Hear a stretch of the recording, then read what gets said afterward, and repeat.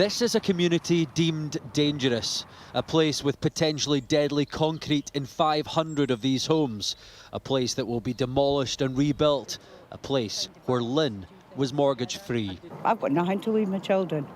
If they take my home, I've got nothing. It all went into that home. It is hard. This area of Aberdeen is the UK's biggest doomed housing estate linked to RAAC, and residents here are questioning what the authorities knew. You knew when you sold off these properties from the beginning what they were made of. You maybe didn't know the short lifespan of the RAAC at that time, but you certainly got reports about it later on.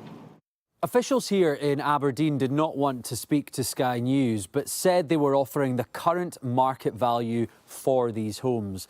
But it's thought there are more than 2,000 properties across the UK in a similar boat.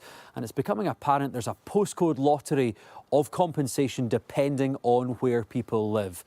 Campaigners say it's time for parity. The impact of losing your home, losing potentially tens of thousands of pounds equity and facing a very real prospect of having nowhere to live is devastating.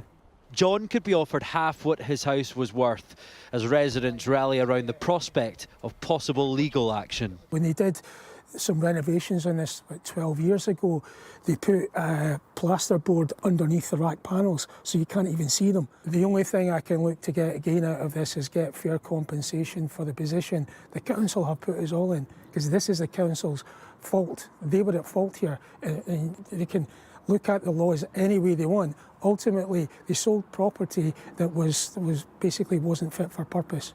It seems this is a battle that could ultimately end up in the courts, in a community not in control of its future. Conor Gillis, Sky News, Aberdeen.